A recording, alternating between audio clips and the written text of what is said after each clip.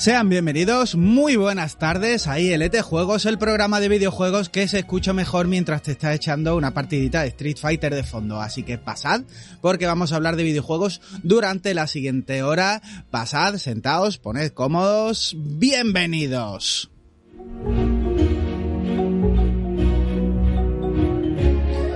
Y como lo primero es lo primero y hoy tenemos un programa de miedo, lo primero es saludar a nuestro director, al director de la Hammer, porque hoy tenemos un programa de miedo, don Javier Nemo. Muchas gracias, ¿qué tal? ¿El Hammer es algo de miedo? Eran unos señores que ponían dinero para que salieran monstruos en pantalla, básicamente lo que hace usted con nosotros. Me creía que el Hammer era un coche todoterreno, así, en plan gordo, tocho.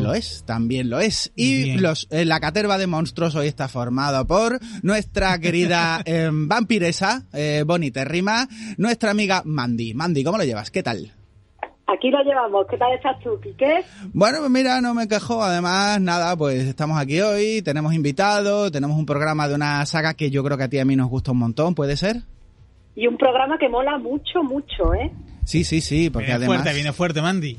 Sí, porque además Mandy, no te lo he contado, Javier, Mandy está criando a la próxima generación que se va a enfrentar al holocausto zombie. Es decir, está creando niños que matan zombies con tiros en la cabeza muy graves. ¿Puede ser, Mandy?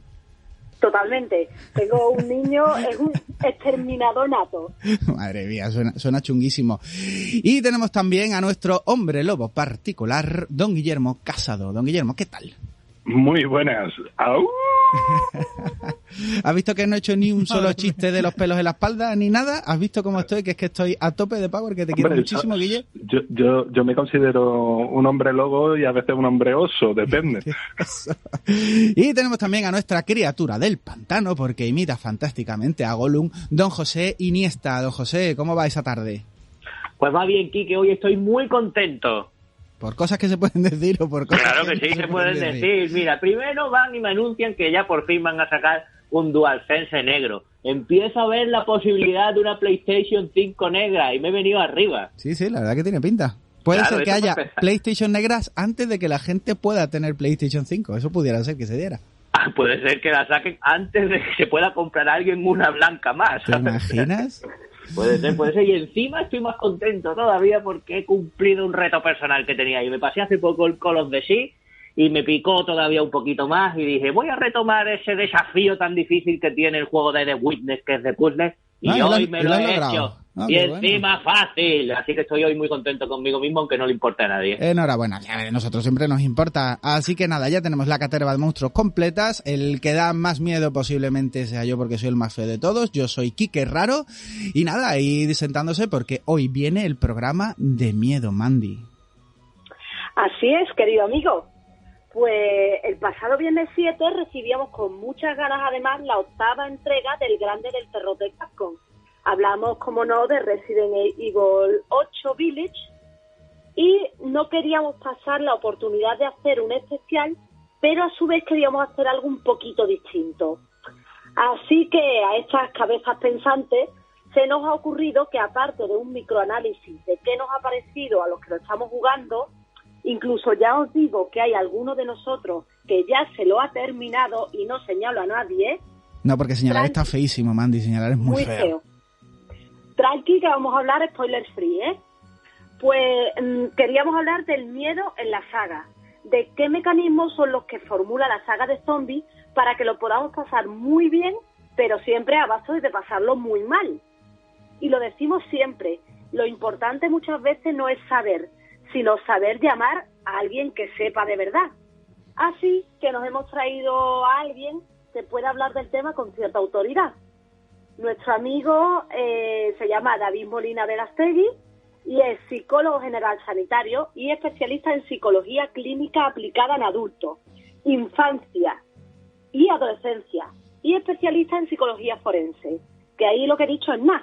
Además, él no solo sabe muchísimo de cómo el miedo se produce y hace mella en la mente humana, sino que encima tenemos la fortuna de que es muy fan de las pelis de miedo, muy fan de los videojuegos, además con un usuario de largo recorrido, y para colmo, resulta que es muy fan también de la saga de Capcom que nos ocupa hoy.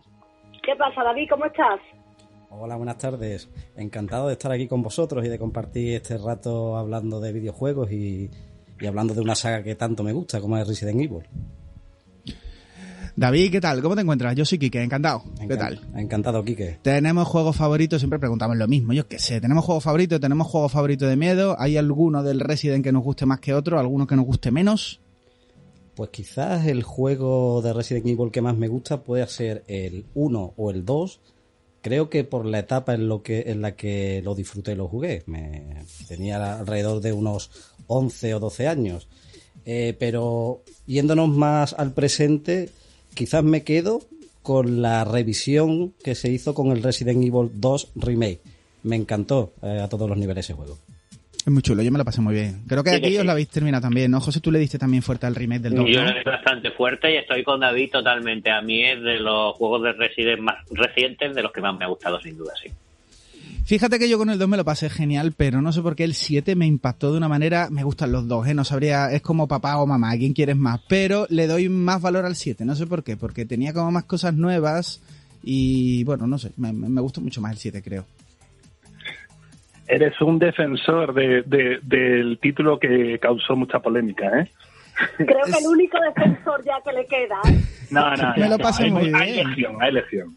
Me lo pasé bien, no digo que sea mejor ni con unos ni con otros, creo que eran dos sagas, bueno, luego hablaremos, ¿no? Que se podían haber llevado aparte, la saga en tercera persona y la saga en primera persona.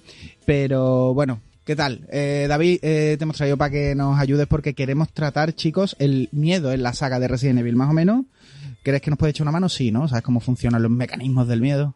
Bueno, un poco creo que sí, ¿no? Que podemos arrojar luz sobre qué es lo que ocurre, ¿no? En nuestro cuerpo y nuestra cabeza cuando sentimos ese pálpito, ¿no? Que nos genera el miedo. Sí, porque porque vamos a hacer... luz, porque si nos arrojan más oscuridad vamos a tener más miedo todavía. Claro, porque ¿por qué vamos a hacer un especial normal si podemos hacer un especial raro de narices? Don Guillermo, ¿damos paso o qué tal? Me parece que es el momento de iniciar esta parte, ¿no? En la que, bueno, pues lo hemos dicho, Resident Evil es indudable que es una gran saga de Capcom, pero no solo una grande de sus franquicias, ¿no? De las que maneja, sino que posiblemente Resident Evil es el mayor y más conocido exponente en cuanto a juegos de terror. Ya os contamos algo de la historia del género en nuestro especial de juegos de miedo, que si no lo escuchasteis en su momento, os invitamos a darle para atrás a la máquina del tiempo en eso de los podcasts y escucharlo. Pero hoy que tenemos aquí con nosotros a David, que es fantástico, queremos pues eso, hacer este enfoque de ir comentando los juegos un poquito y a la vez pues tratar el miedo en la saga. Empezamos con el primer Resident Evil. El primero ve la luz en 1996, mirando pues muy fuerte a títulos de juegos anteriores que usa como inspiración títulos como Alone in the Dark o Dr. Hauser, juegos de terror en 3D que usan más o menos casi todos los clichés de las películas del género para crear terror en los jugadores. Y Resident Evil pues no va a ser distinto. Bueno, voy a aprovechar, David, para tirarte ya la primera caña. Voy a intentar explotarte el primero porque tengo una pregunta muy concreta para ti. ¿Cuáles crees tú que son los mecanismos del miedo en la mente humana? ¿Existe eso que se llama la química del miedo? Pues sí existe, pero para entenderla primero tendríamos que saber qué es lo que es el miedo en sí. El miedo es una emoción de las más primitivas que tiene el ser humano y cumple una función biológica y de supervivencia. Pensar, por ejemplo, pues bueno, que sería un mecanismo que se pondría en marcha cuando vivíamos en las cavernas y esas noches oscuras podían atacarnos animales salvajes y podíamos sufrir, ¿no? Cualquier tipo de peligro o incluso llegar a la muerte. Es un mecanismo, como os digo, que siempre ha estado ahí en nosotros y que a través de la evolución se ha ido puliendo poco a poco. ¿Qué sentido tiene, ¿no? El miedo? El miedo es un mecanismo que, como os decía, ayuda a la supervivencia personal y de la especie. Y además es un mecanismo que se pone en marcha en muchas ocasiones de manera automática, de una forma previa incluso a la conciencia. Ya está el mecanismo del miedo activo. ¿Qué es lo que ocurre? Que esto tiene una serie de cambios químicos y cerebrales, que es lo que creo que me querías comentar, ¿no? Con la química, ¿no? Del miedo. ¿Qué es lo que ocurre en el cerebro? El cerebro, cuando se activa la respuesta del miedo, es el sistema simpático el que trabaja en ello, que es el responsable de que el cuerpo disponga una gran parte de sus recursos para un rendimiento máximo durante un periodo de tiempo muy breve. Se me acaba de venir a la mente, por ejemplo, porque además esta es una de las partes más primitivas que tiene nuestro cerebro. A mí me gusta mucho una serie que se llama Dexter, que me imagino que conoceréis. Pues Dexter... Que ahora vuelve, ¿cierto? Con una última temporada para arreglar ese final. Pues Dexter hacía referencia a su cerebro de lagarto, para referirse a esa zona, ¿no?, cerebral más primitiva. En esta zona pues está la amígdala. ¿De qué se encarga la amígdala? La amígdala se encarga de poner en marcha una serie de hormonas y de neurotransmisores que, en definitiva, es toda esta respuesta química. ¿Cuál es la respuesta química que produce? Pues despierta primero la amígdala una respuesta en el hipotálamo y en la pituitaria de nuestro cerebro, que esta a su vez segrega una hormona muy concreta que es la adrenocorticotropa. Ahí os lo dejo. Esto me ha dado miedo a mí, el nombre me ha dado miedo, fíjate lo que te digo. Queríais hablar de miedo, pues yo no quería dejar de asustaros con este tipo de palabras. Al mismo tiempo se activa además otro tipo de glándulas, ¿no? La glándula adrenal, que libera epinefrina y otra serie de neurotransmisores. En definitiva, ¿vale? Y en palabras normales, se trata de conseguir, nuestro cerebro trata de conseguir un subidón en el nivel de energía disponible para tener que reaccionar ante una amenaza que puede ser real o percibida. Pues suena interesante. Yo creo que por eso nos enganchamos mucho, por el subidón ese que nos dan las películas del miedo y los juegos de miedo. Pero chicos, vamos a continuar porque ahora que sabemos cómo funciona un poco el cerebro, gracias a nuestro psicólogo, vamos a hablar un poco del miedo en la primera entrega, porque con una atmósfera de zombies, pero encuadrado en la ciencia ficción, la primera entrega nos proponía un mundo donde el zombie es posible mediante experimentos químicos de la malvada farmacéutica militar llamada Umbrella con el virus T. Y no solo de zombies vive nuestra primera entrega, sino que los experimentos permiten todo tipo de criaturas como monstruos anfibios, supersoldados con garras grandes o los famosos Licker, que son estas criaturas, los conocéis todos, estas criaturas sin ojos que tienen una lengua grande y que ofrecen un miedo como más cercano al Alien de H.R. Giger que a los monstruos típicos de las películas de la Hammer. También tenemos, gracias a la experimentación con el virus, a todo tipo de mutaciones de animales gigantes como arañas y serpientes, que son animales grandes, o perros de presa, tipo Doberman, que estos son de tamaño normal, pero como sufriendo un ataque de rabia, ¿no? Y todos ellos enlazan a fobias muy específicas y comunes, con lo que los animales no parecen escogidos al azar.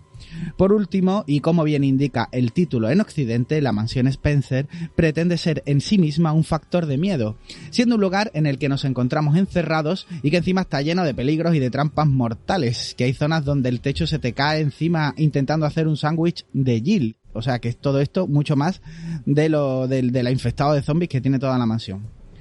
El miedo en esta entrega se vertebra no por toda esta ambientación tan específica, sino también gracias a la disposición del escenario y de la cámara fija, porque los chicos de Capcom nos enseñan justo aquello que debemos ver en cada momento gracias a esta cámara en tercera persona, ¿no? Que vemos cosas de manera parcial, no siempre tenemos la mejor visión posible de un pasillo en concreto y ni siquiera muchas veces sabemos bien a dónde vamos, porque esto te llama evidentemente al miedo de aquello que no vemos, lo que hace el juego mucho más perturbador. Mandy. Pues yo creo, Quique, que también es interesante el hecho de que no vemos cómo se tratan las distintas entradas al lugar en el que estamos. Por ejemplo, si caminamos por un pasillo de grandes ventanales, nos crea la inquietud de no saber cuándo la ventana va a romperse para dejar salir alguna criatura. Al final esto siempre ocurre, haciendo uso del tan consabido susto por sobresalto, que además encontramos siempre en las películas de miedo.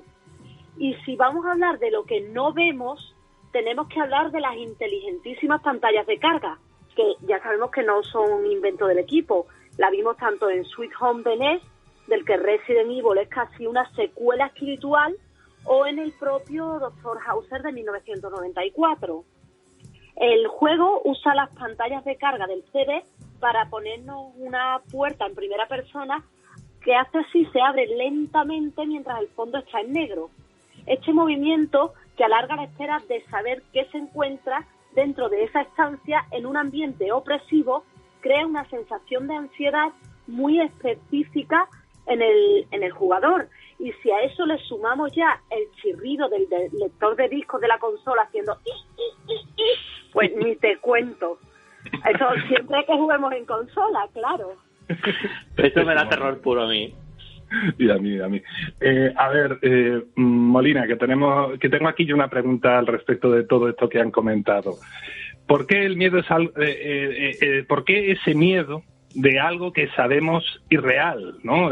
Zombies, cosas que no están ahí, porque incluso en el nuevo, en el Resident Evil 8, que tiene vampiros y hombres lobo, ¿por qué ese miedo es mayor, por ejemplo, que el miedo a la guerra? Porque Call of Duty no da miedo. Claro, y aquí estabais comentando hace un momento una de las claves, que es el contexto en el que se desarrollan estos juegos. Los juegos como Resident Evil, que son Survival Horror, ponen en marcha toda una serie de mecanismos y de mecánicas jugables enfocadas a que tengamos una sensación constante de opresión, una sensación constante de peligrosidad y al mismo tiempo una sensación de incertidumbre, que es un factor muy importante a la hora de sentir esa respuesta de miedo o de ansiedad. ¿Cuál es la diferencia, por ejemplo, con un juego tipo shooter, Call of Duty, o un RPG como, por ejemplo, The Witcher, que también tiene enemigos, ¿no? que son hombres lobos, por ejemplo? La clave está en que en esos tipos de juegos lo que se pone, el mecanismo que se pone en marcha es el de la ansiedad y el estrés. Estamos jugando y lo que estamos es con los sentidos, digamos, en una disposición para atacar, para ver cuáles son los elementos que pueden hacernos daño. Sin embargo, en un survival estamos haciendo una respuesta muy específica, que es anticipar ese daño. Cuando nosotros estamos anticipando ese terror, ese miedo, ese daño, estamos hablando ya de un miedo que es más psicológico que real o percibido. Estamos anticipando. Interesante. Continuamos, chicos, don José. Voy a continuar, si os parece, con la segunda entrega, con Resident Evil 2, que nos llegó 2 añitos después, ¿no? En 1998, si recordamos, y que suponía realmente un refinamiento de la fórmula del anterior, con casi todos los mismos clichés de sustos por sobresalto y atmósfera de zombies explicados de la manera más realista posible, y más a día de hoy, que estamos viviendo en un mundo con pandemia, ¿no? Pero hay cosas que pueden ser interesantes, ¿no? En Resident Evil 2 el virus T se ha extendido a una población entera y Raccoon City ha sido contagiada. Con toda la ciudad ya convertida en zombies, el miedo a quedarnos solos a ver cómo la comunidad a la que pertenecemos se desmorona, con influencias claras a este Amanecer de los Muertos de Romero, o el intentar salir y esconderse en un sitio donde todo el mundo es un zombie y come carne, eso podemos decir que apela también a miedos muy íntimos y comunes para todos, ¿no? Es la segunda entrega también en la que por primera vez, porque luego habrá más, claro, tenemos que cuidar de una cría, de una niña, e impedir que se transforme con el virus. Con lo que muchos de los que sean padres o tengan un instinto paternal muy marcado, pues pueden sentir también el miedo de no poder proteger a sus seres queridos, o más específicamente a sus menores, hijos, sobrinos, etcétera, ¿no? Es cierto que eso se repite luego unas pocas de veces, pero si queréis pasamos a la tercera entrega, la de 1999, que nos plantea como su vertiente principal a la hora de manchar nuestra ropa interior a nuestro querido amigo Némesis, que yo de vez en cuando lo llamo Nemesio, pues yo qué sé, porque me apetece. Némesis es el nuevo experimento en base al virus T y es el principal antagonista de la entrega. La criatura es más fuerte que nosotros y virtualmente indestructible, al menos con los medios que disponemos a priori, y nos va a dar caza de manera implacable durante gran parte del juego, interrumpiendo nuestra exploración del mapa y batallas con otros enemigos menores. Tener durante toda la sesión de juego a un asesino incansable detrás de nosotros al más puro estilo, qué sé yo, de Jason Voorhees, activa en nosotros un tipo de miedo que roza la manía persecutoria, evitando meternos en lugares angostos o sin salida por miedo a que de repente salga el bicho y nos encontremos en una ratonera. Vamos, Quique, si te parece, a pasar un poco de puntillas por las entregas 4, 5 y 6. Estas entregas se enfocaron más a la acción por motivos que no tenemos tiempo para desgranar aquí, necesitaríamos 4 programas, pero la cuarta entrega trabaja con todo lo anterior en un poblado español raro, pero español, que parece estar contagiado, y de hecho lo está, pero rápidamente vira algo más parecido a una secta religiosa que a lo sucedido en Resident Evil 2. Con ello apela a esa sensación de miedo de ser perseguido por cultos demoníacos con fuerte componente religioso, mezclado con historias reales de la Inquisición española y esa atmósfera de terror. Total, un barbiturillo ahí extraño. Aparte de volver a tener a una cría a nuestro cuidado o monstruos imposiblemente grandes gracias a la experimentación biológica y otros factores pues que ya hemos visto previamente. Y así pues llegamos a la quinta entrega, que nos pone en la piel de Chris dentro de un poblado africano llamado Kiyuyu, que en esta ocasión pues los zombies son rápidos, pero están en un ambiente de extremo calor y escenarios soleados sin posibilidad de escabullirse en las sombras, sin olvidarnos del cliché del poblado africano caníbal, pero dentro del entorno de la experimentación con virus, igual que las otras entregas. Más que, bueno, pues podríamos decir que más que a ese arquetipo medio racista de las películas antiguas, donde los lugareños pues se alimentan de carne humana. Y ya la sexta entrega pues tiene 3 historias bien diferenciadas que casi parecen 3 juegos distintos, cada una de ellas pues mirando a entregas anteriores. Bueno, y en ese ambiente, ¿qué es lo que pasa? Que llega Resident Evil. No llega Resident Evil, llega Kojima y su Silent Hill en forma de demo, que todos sabemos ya que tuvo una repercusión impresionante y que marcó el camino a seguir para una Capcom que andaba muy perdida. Y es en 2017 cuando Capcom nos regala este Resident Evil 7 Biohazard, que en Japón se llama Biohazard 7 Resident Evil, así un poco ya no la cosa. Porque la nueva Capcom da amor a sus franquicias siempre que no se trate de Street Fighter, porque en cuyo caso el amor llega con el tiempo y también con el dinero de los jugadores. Pero bueno, si bien pudiera parecer que en esta entrega quedan muy pocas señas de identidad de la saga Resident Evil, con una primera persona, por supuesto, por bandera, es la primera vez en la saga que no manejamos a un superpolicía o un agente de Stats, sino a un tipo normal, lo que nos ofrece cierta sensación de indefensión, que es otra manera de hacernoslo pasar mal. Y decimos cierta porque Ethan no va a tener problemas en liarse a tiros si hace falta, claro, pero nunca con armas tan tochas como los juegos anteriores.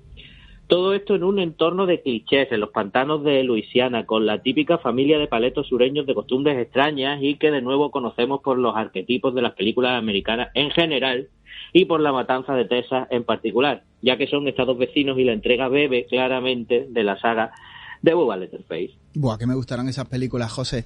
Pero yo creo que este es el momento donde yo le tengo que preguntar a David, porque ya que hemos hablado de primera persona en Biohazard 7, lo que yo te quiero preguntar es cuál es la diferencia entre el miedo que provoca una película y el miedo que provoca un videojuego, ya que estamos hablando de inmersión y de primera persona, David.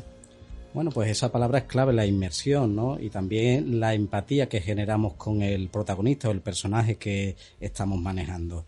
Evidentemente en las películas también sentimos esa empatía con los protagonistas, con los personajes. Siempre esperamos, ¿no?, que se salven y el malo, ¿no?, o ese monstruo desaparezca o muera. La cuestión, que como decía antes, los juegos utilizan, además del contexto, una serie de mecánicas. Esas mecánicas en los survival, pues bueno, pues están desde, por ejemplo, provocar esa sensación de soledad y de falta de recursos que hemos visto en diferentes sagas de Resident Evil, que curiosamente además son las que más me gustan a mí, son las que me generan más sensaciones de agobio, más sensaciones de peligrosidad, de acecho inminente, y eso es un factor muy importante. Después, a la ayuda a esa primera persona, ¿no?, que estamos comentando en Resident Evil 7 Biohazard, el hecho de la primera persona nos ayuda a tener una perspectiva personal. El hecho también de que Ethan sea un protagonista que no es un superhéroe, un superpoli ni una superpersona, hace que también nos podamos poner más fácilmente en su piel. Y bueno, si además hemos disfrutado del juego con la realidad virtual, pues como sabréis algunos, es una cosa que es impresionante. La atmósfera es muy importante, pero los juegos utilizan además este tipo de mecánicas, la mecánica de falta de recursos, la mecánica de cuando nos hieren, la pantalla no se vea bien, quede ensangrentada y nos sea más difícil correr, como hemos visto también en otros juegos.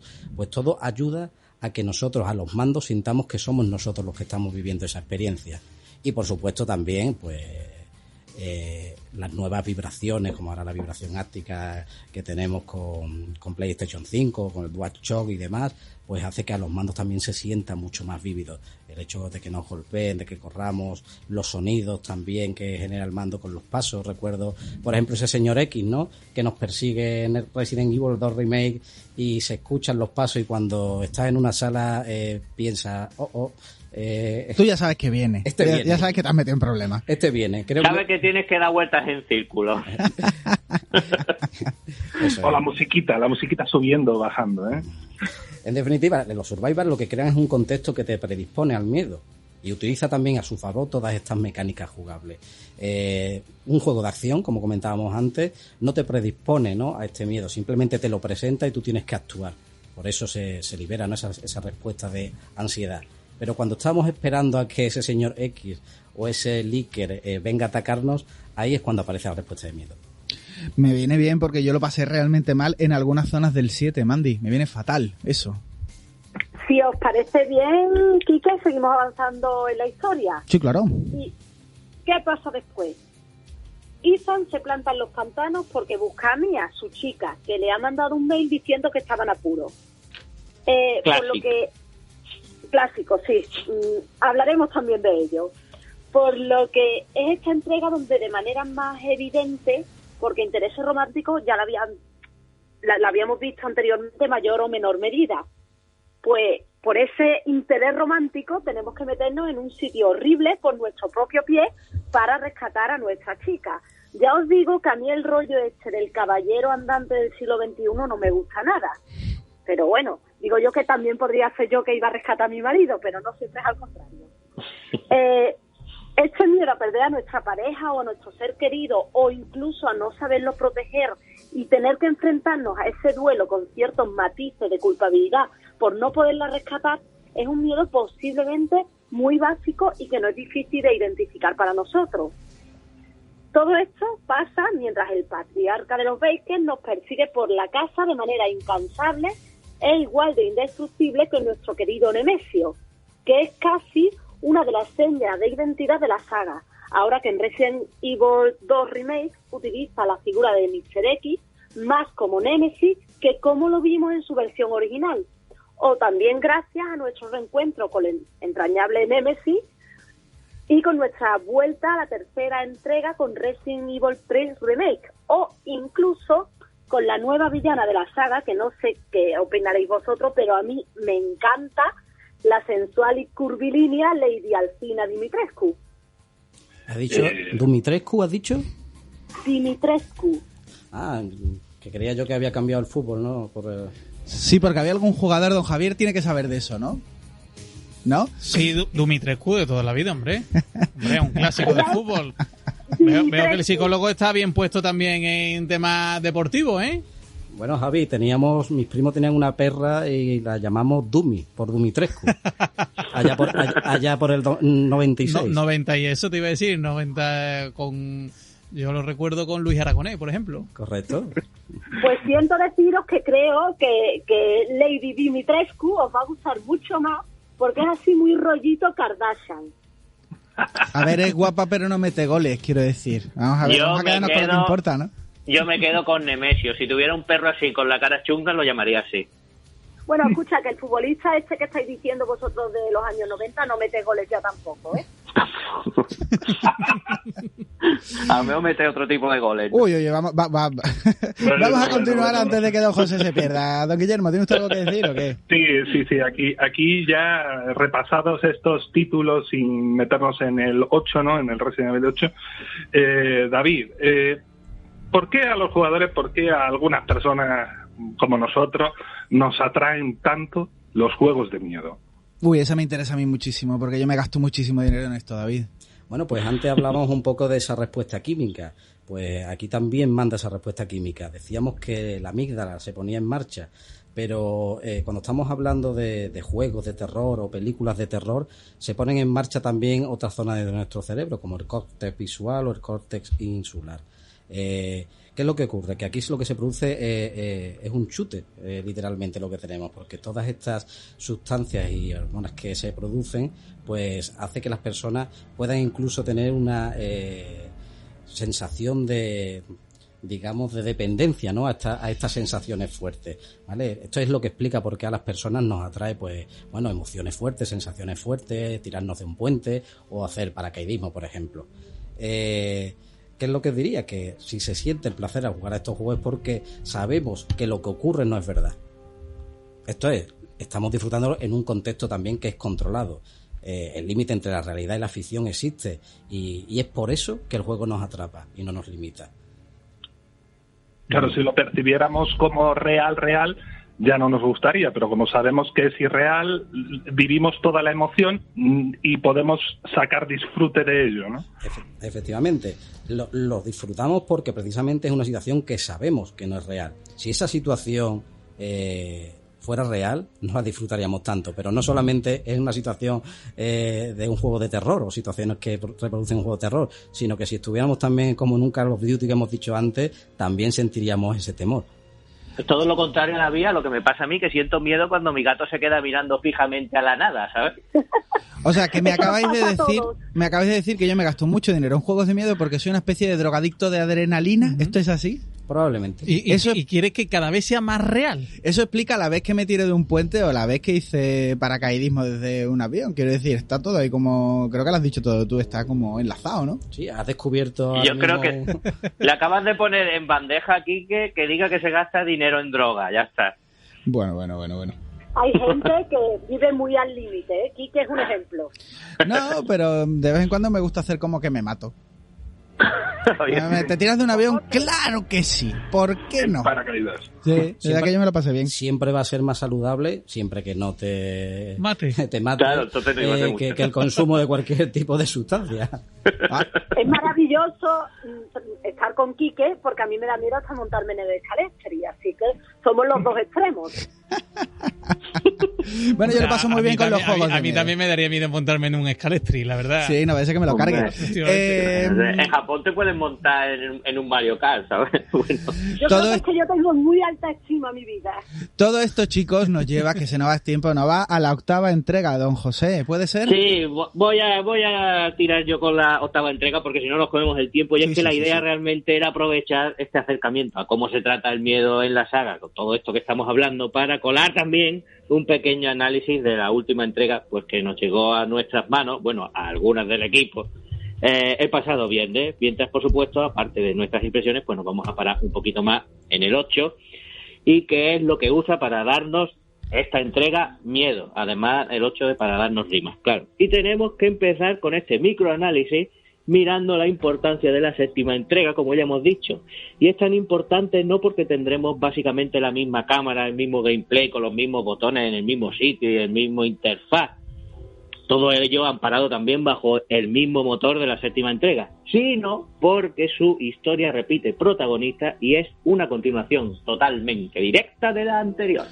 Muy cierto, don José, y tanto es así que su trama no se entiende sino haber no probado, digo ya, sino terminado Resident Evil 7, y los chicos de Capcom, que lo saben bien, nos han puesto un pequeño vídeo introductorio que explica / revienta toda la trama de la anterior, así que ojo con esto, porque el primer consejo que se nos ocurre es que vayáis siempre que podáis con los deberes hechos y os hayáis terminado el 7, porque si no, después del 8 os lo van a reventar, porque en Village volveremos a manejar al bueno de Ethan Winter, que vive con Mia, y ahora tienen una hija, Rose, a quien secuestran en los primeros compases del juego sin que podemos hacer nada por evitarlo. Yo quería aprovechar para preguntarle a David, hemos hablado bastante ya de muchos miedos, pero ¿cuáles son los miedos más recurrentes del ser humano? A ver, el de morir es lógico y es común a todos. Y yo en mi caso, por ejemplo, que soy madre, mi gran miedo en la vida es que a mi hijo le pase algo. Y de hecho, Resident Evil 8 empieza jugando con ese miedo, ya que secuestran a Rose y no sabemos qué es lo que le pasa. ¿Qué piensas tú, David? Pues mira, hay una serie de miedos que son comunes, ¿no?, en las personas y son inherentes. Uno lo hemos dicho, el primero, y es el más lógico, que es el miedo a la muerte. Pero ahora os voy a decir algunos más y a ver si os suena también sobre la mecánica del juego. Otro de los miedos es el miedo a la pérdida o a la pérdida de la autonomía. Aquí enlazamos un poco con esta posible pérdida, ¿no?, de un familiar. Otro de los miedos es el miedo a la soledad. En este tipo de juegos habitualmente nos invitan, ¿no?, a tener el desafío con una sola persona, con un solo personaje. Después, miedo a la mutilación, que creo que también desde el principio del juego algo aparece, ¿no?, en este Resident Evil 8. Desde muy al principio. Y después, bueno, pues también están los daños y perjuicios al ego, a la persona. Por ejemplo, entrarían las humillaciones, situaciones comprometidas, ese miedo al fracaso, que quizás tienen menos que ver con lo que estamos hablando, pero son miedos también comunes. De los miedos sí os tengo que decir que los miedos, a pesar de que tenemos miedos innatos e inherentes, los miedos en su mayor medida son aprendidos a través de la experiencia vital de cada persona y también la experiencia biológica como especie. Digamos que hay miedos que podemos asociar como a miedos primitivos también, pero simplemente porque se han producido a través de un aprendizaje de generación tras generación, como es el miedo a la noche, ese miedo también a la soledad, miedo a lo desconocido, etcétera. ¿Qué ocurre en los niños? Me preguntabas por los niños. Hay una serie de miedos que son evolutivos y de hecho es saludable que sea así, que pasen por esa etapa.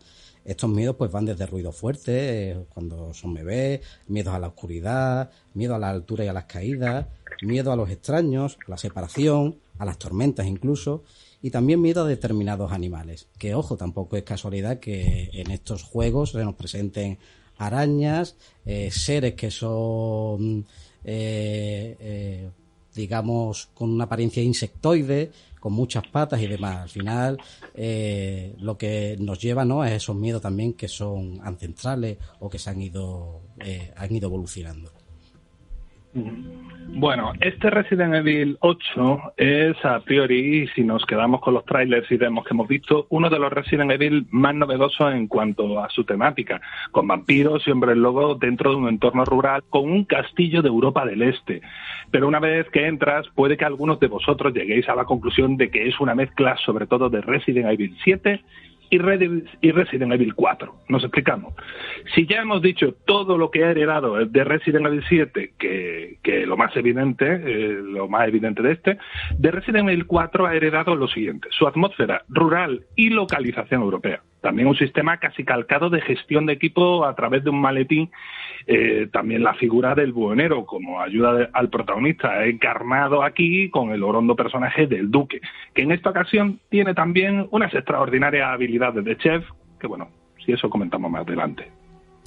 Y también hereda, Guille, el sistema de recolectar tesoros para venderlos y sacarnos unos buenos dineritos, pero sobre todo yo creo que lo que ha heredado con más ganas es el enfoque a la acción, que puede que muchos de los fans habituales encuentren incluso exagerada en algunos tramos del juego, ¿no? Porque lo cierto y verdad es que los zombies ya son casi vestigiales en la saga, y los vampiros y hombres lobos, presentes también en distintos desarrollos de anteriores entregas, no son finalmente más que los típicos monstruos de Resident Evil que pasan por sobrenatural en las primeras horas del juego, para luego ser explicados también con ciencia ficción, con mucha fantasía, como ocurre básicamente con todos los monstruos de la saga. Eso sí, algunos de estos son especialmente esperpénticos, diría yo. Sí, algunos sí. Oye, David, se me ocurre, estamos hablando de miedo. ¿Hay un momento donde llega a ser paralizante o perjudicial este miedo o este miedo controlado? Bueno, cuando estamos jugando o viendo una película de terror, es raro, ¿no?, que se produzca este miedo paralizante. Pero sí se pueden producir reacciones físicas y psicológicas adversas y sensaciones de malestar. Incluso se pueden llegar a producir pesadillas y terrores nocturnos, no solamente en niños, también puede ser en adultos. En definitiva, cuando jugamos estos tipos de juegos, pues tenemos que evitar hacer sesiones prolongadas de juego cuando veamos, ¿no?, que nos estamos encontrando con un estado de ansiedad elevado, o bien nos estamos sintiendo mal o con una inquietud elevada. Oye, David, ¿llegar a llorar como se ve a muchos youtubers algunas veces, o eso ya es exagerado? Pues yo creo que los youtubers se lo montan bastante bien para captar, ¿no?, seguidores. No creo que se llegue a llorar, pero puede producirse también. Depende mucho también de la persona y también, lógicamente, de la edad de la persona que está jugando al juego. En casos más extremos, quizás, ¿no? Sí, por supuesto. Oye, yo lloré viendo The Ring, Pues eso, en casos más extremos, Mandy, fue lo que hemos dicho. Venga, continuamos. Vamos a hablar un poco de la diferencia principal de Resident Evil 8 con el 7, que es, como hemos comentado, su enfoque hacia la acción. En la trama se nos explica que Ethan y su familia han sido entrenados por el propio Chris en tácticas de combate, con lo que ya no somos un señor desvalido con algún arma suelta, sino que somos un peligro ambulante que crea balas y explosivos en la línea del mejor Joel. Incluso hay algunas zonas con especial interés, a una muy concreta del final que no vamos a mencionar aquí, que está más cerca, diríamos, de una especie de Call of Duty con licántropo que de un Resident Evil.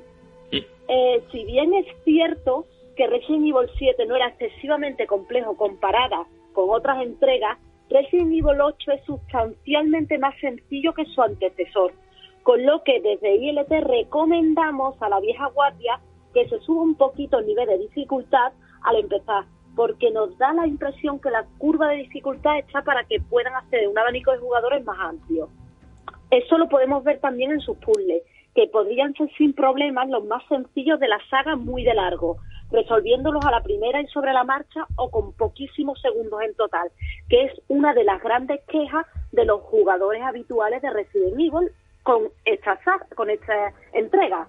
Y precisamente ese es uno de los temas por los cuales a mí me atrae muchísimo este Resident Evil 8. Bueno, un factor que muchos van a considerar que resalta frente a otras entregas puede ser el tratamiento del miedo en esta entrega, ya que algunos jugadores consideran que esta da mucho más miedo que anteriores Resident Evil. A cambio, los que ya hemos recorrido a nuestras anchas el mapeado del juego consideran que Capcom lo ha vendido con su poquito de malicia, ya que la atmósfera del castillo, esto de castillos rumanos y las mecánicas dignas de Mr. X, pues representan un porcentaje muy pequeño de la totalidad del juego y de hecho las vamos a echar de menos enseguida. Los villanos son, como ya hemos dicho, esperpénticos, casi por encima de casi cualquier otra entrega anterior, y con guiños muy claros a películas del género como Annabelle. Nos resulta divertido encontrarnos con la encantadora Lady Dimitrescu, pero no todos mantienen el nivel deseado ni la atmósfera correcta, y puede ser que estemos delante de un jefe sin tener nada claro que estamos en un Resident Evil. No, y por supuesto no vamos a destripar nada, pero os va a quedar claro todo esto cuando lo veáis.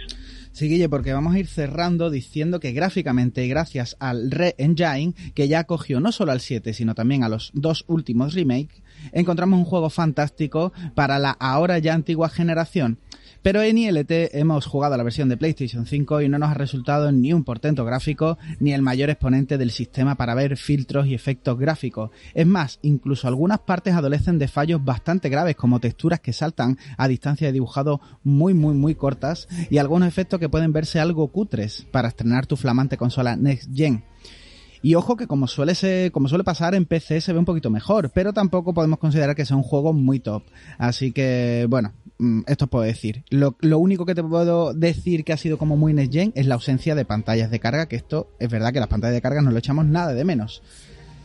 En resumen, chicos, ILT chachos, ILT muchachas, Resident Evil quiere no solo ser una secuela de la séptima entrega y copia sin problemas todo lo que funcionó en esta, sino que también intenta refinar todo lo demás con mejor o peor resultado. Cosas como la narrativa o el orden de los villanos en ella son muy similares, sabiendo más o menos cuándo toca enfrentarnos a cada uno de ellos si recordamos el 7. Y podemos decir, para ir cerrando, para cerrar definitivamente, sin miedo a equivocarnos, que si te gustó el anterior, si te gustó el 7, este te va a resultar más o menos divertido, siempre con el paso mirando a la acción. Y si no te interesó demasiado, esto puede resultar café para los muy cafeteros, familia. Yo quería aprovecharme de la buena voluntad y de la sabiduría enorme de David, porque nos está quedando un programa un poquito tétrico. Entonces quería preguntarle, después de hablar de miedo y de pesadilla, ¿hay algo que pudiera ser beneficioso en este tipo de juegos? Sí, vamos a darle la vuelta para finalizar, ¿no? Por favor, para que nos vayamos con buen sabor de boca. Siempre me gusta a mí terminar las consultas con unos mensajes positivos, ¿no? Y unas cuestiones positivas, así que... Oye, yo ya tengo el positivo de que mientras compre Resident Evil me gasto menos dinero en drogas, eso es lo que he sacado yo en claro hasta ahora. Claro. Totalmente. Pues mira, por ejemplo, no sé si lo sabéis, pero cuando vemos películas de terror o jugamos a juegos de terror, perdemos calorías. Eso no lo sabía, para nada.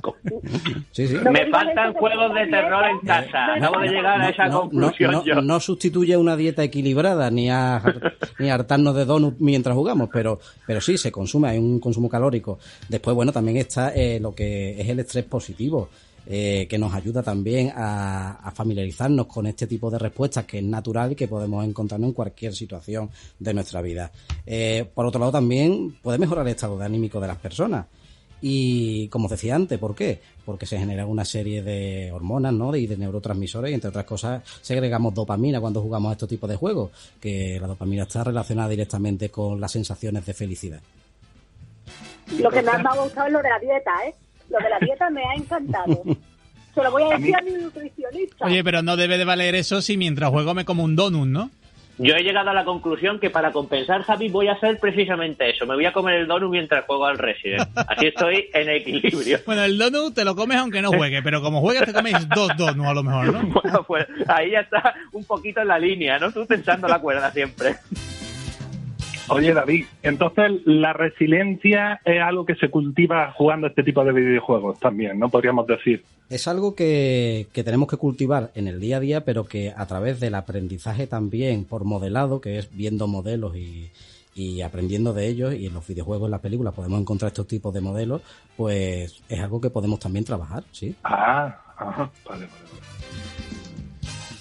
Don David, ¿qué nos queda por decir algo? Todavía no tenemos unos escasos minutillos. ¿Hay algo que nos haya quedado por preguntarle? ¿Algo que quiera decir acerca de Resident Evil, de la saga? Pues nada, que estoy empezando el último juego y quiero empezar a llevarme sorpresas. De momento estoy disfrutándolo. Bueno, chicos, ¿algo que preguntarle al psicólogo antes de cerrar? Tenemos unos minutillos.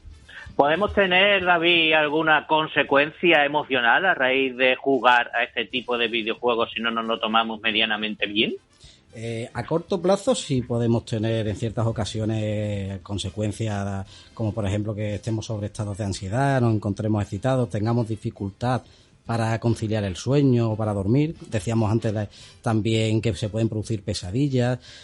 Todo esto, si empieza a producirse, pues evidentemente tenemos que dejar de jugar o hacer sesiones más cortas de juego y tener en cuenta que hablábamos antes también de los niños, que estos juegos tienen que estar adaptados también a la edad y la comprensión de lo que están viendo, ¿no?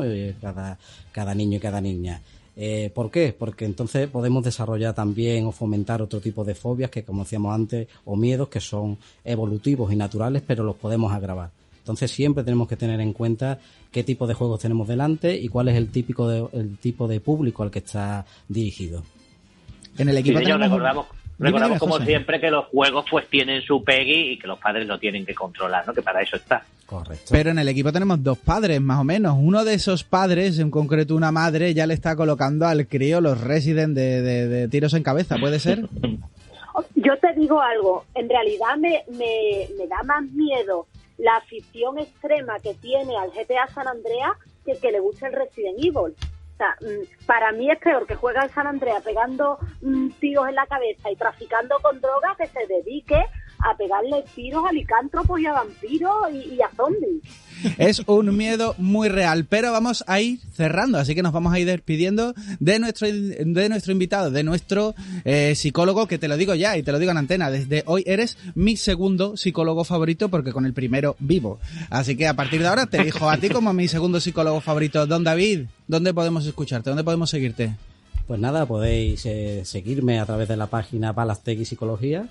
Y desde allí, pues bueno, hago análisis de los diferentes trastornos y también se pueden poner en contacto las personas que lo deseen y que necesiten algún tipo de tratamiento, tanto personas adultas como niños. Es posible que los primeros que te llamemos seamos nosotros en el equipo, lo sabes, ¿no? Y estaría encantado de recibiros y ayudaros. Como ha dicho, Soy persona Balastegui con B, Balastegui Psicología con B. Balastegui Psicología. Bueno, pues nada, acudiremos allí cuando lo necesitemos, porque hemos dicho muchas veces que si hace falta ayuda, hay que pedirlo. Don David Molina, un placer tenerle aquí con nosotros esta tarde. Muchísimas gracias. Muchísimas gracias a vosotros y un placer estar aquí en la radio de mi equipo. Qué maravilla. Y nosotros vamos cerrando. Don Javier Nemo, muchísimas gracias por estar siempre atento y vigilar que hagamos las cosas ni medianamente correctas. Pues gracias a vosotros. Yo confieso que no soy de juegos de miedo. A mí me da mucha ansiedad. Pues yo sí soy muy de juego de miedo. La que también sé que es de juego de miedo es Mandy. Mandy, muchas gracias. Gracias a vosotros. Vamos, ya se va a pasar la hora volando, deseando que llegue el jueves que viene a ver qué traemos. El jueves que viene te tienes que venir al estudio, que esta semana ha sido imposible. Nos vemos la semana que viene entonces, ¿no? Perfecto, Quique, gracias. Estupendo, Mandy. Y de quien también nos despedimos es de don Guillermo Casado. Don Guillermo, ¿te lo has pasado bien o qué? Impresionante, estoy encantado, un programa de miedo y nuestro invitado es para repetir, porque este tema de los juegos de miedo hay muchos. A mí me encantaría un análisis de Dead Space con él a su lado, claro. Pues mira, eso mira, te lo apunto porque me gusta. Además, cuando él habla no te da como paz, no te da como ¿Te calma. imaginas que hace un análisis porque sale un nuevo Dead Space? No, hombre, no. Eso sería fantástico. No dejo mi sentimiento, hombre. Eso sería fantástico. Don José, un placer tenerle aquí. Le apuntamos la idea del nuevo Dead Space que nos interesa. El placer ha sido mío, me lo he pasado hoy excelentemente bien. Darle las gracias a David porque ha sido un invitado maravilloso, de verdad. Sí, señor. A ver, es verdad que a ver si repetimos de nuevo con él porque ha estado increíble. Y nada, os veo la semana que viene, os escucho. Ha estado fantástico y vamos terminando. Yo soy Quique Raro, ya sabéis que podéis seguirnos ahí LT Juegos en Twitter, Facebook, Instagram, Discord, YouTube, donde queráis porque estamos en todos los sitios. Volveremos la semana que viene y hasta entonces, jugad mucho. Adiós.